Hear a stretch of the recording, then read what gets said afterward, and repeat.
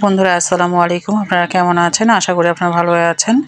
আজকে শব বরাতের উপলক্ষে আপনারা যারা ঘরে অল্প উপকরণ দিয়ে যে বুটের হালুয়া করে সেটা আপনাদেরকে দেখাচ্ছি। আমরা বুটের হালুয়া বলেও থাকি, কেউ বরফি বলেও থাকে। আপনারা যে যেটা মনে করেন, যে যেটা বলেন অবশ্যই কমেন্ট করে জানাবেন।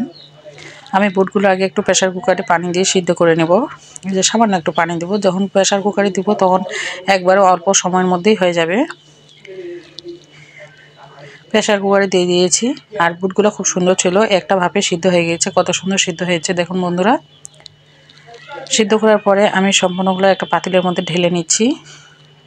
এখন আমি এটা কিছুটা অর্ধেকটা আমি দিয়েছি হচ্ছে ব্লেন্ডারে, আর অর্ধেকটা আমি হাত দিয়ে ম্যাশ করেছি। দুইটা একসাথে করেছি, তাহলে ভাজতে সুবিধা হবে। আর ব্লেন্ডারে দিলে ভাজা যায় না, অনেক সমস্যা হয়, ভাজার সময় অনেক সময় লাগে।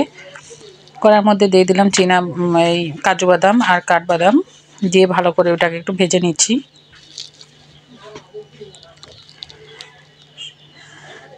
ভালো করে তেলের মধ্যে একটু লাল লাল করে ভেজে নেব।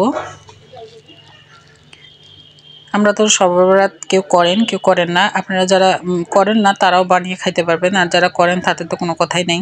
বাচ্চারা খুব পছন্দ করে এই রেসিপিটা বানিয়ে দিলে। তেলের মধ্যে দিলাম দালচিনি, তেজপাতা আর এলাচ। দেওয়ার পরে খুব সুন্দর একটা ঘ্রাণ বের হয়েছে। আর এখন দিয়ে দেব যে বুটটা পেস্ট করে রেখেছিলাম সেটা। দেওয়ার পরে ভালো করে এটা ভেজে নিতে হবে, দীর্ঘ সময় নিয়ে ভেজে নিতে হবে। যেহেতু মাটির চুলায় করবো সেহেতু কিন্তু খেতে কিন্তু ভালোই লাগবে। আর একটা বড় কড়াই নিয়েছি, আর সেই কড়াইয়ের মধ্যে আমি এটা এখন আস্তে আস্তে ভেজে নেব। এই যে এভাবে ভেজে নিতে হবে, যত ভাজবেন তত কিন্তু খেতে ভালো লাগবে। আর একটু ভাজার পরে আমি দিয়ে দিচ্ছি চিনি আর গুড়, খেজুরের গুড়। আপনারা চাইলে চিনিটা দিতে পারেন, কেউ চাইলে গুড়টাও দিতে পারেন। আমি দুইটা একত্রে মিশিয়ে দিলাম। আমি একটু কিন্তু স্বাদ মতো লবণও দিয়ে দিয়েছি। এখন এটা সময় নিয়ে ভাজতে হবে, যত সময় নিয়ে ভাজবেন তত কিন্তু খেতে ভালো লাগবে। আর চুলাটা অনেক, ওই যে তেল ছিটকে চুলাটা অনেক ময়লা হয়ে গেছে, দেখুন একবারে লাল হয়ে গেছে। এখন এটা গাঢ়া করে নিতে হবে। যে গাঢ়া করে নেওয়ার পরে আমি কিশমিশ দিয়ে দিলাম। কিশমিশ দেওয়ার পরে কতটা আর হচ্ছে ড্যানিশের যে মিল্কটা আছে সেটা দিয়ে দিয়েছি। আপনার চাইলে গরুর দুধ দিয়ে বুটটা সিদ্ধ করে নিতে পারেন, কিন্তু আমার কাছে গরুর দুধ ছিল না, সেই জন্য আমি পরে দিয়ে দিলাম। এভাবে দীর্ঘ সময় নিয়ে এটা বানিয়ে নিতে হবে। দেখুন ভাজতে ভাজতে একবারে শক্ত হয়ে গেছে। আর এটা এখন সুন্দর করে এখন আবার ভেজে নিতে হবে, যেন কড়াই থেকে যেন ছেড়ে দেয়। এভাবে যত ভাজবো তত কড়াই থেকে যখন ছেড়ে দিবে তখন আমি একটা থালার মধ্যে ঢেলে নিয়েছি। আর নেওয়ার পরে সুন্দর করে বিছিয়ে দেওয়ার পরে এখন যে বাদামগুলো রেখেছি সেগুলো ভেঙে আমি উপরে দিয়ে দিলাম। ভেঙে উপরে দিয়ে একটু চেপে চেপে দিলাম।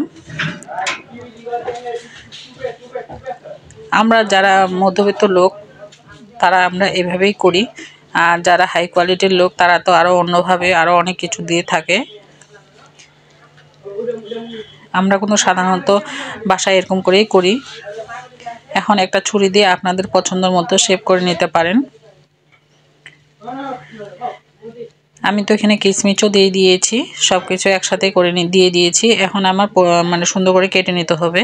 আর খুব শক্ত একটা হয়েছে। যখন শক্ত হয়ে গেছে তখন এভাবে একটু কেটে নিচ্ছি। আপনারা চাইলে আপনাদের পছন্দ মতো কেটে নেবেন। দেখুন কেটে নেওয়ার পরে আমি পরিবেশন করে নিলাম। আসসালামু আলাইকুম। আপনারা ভালো থাকবেন।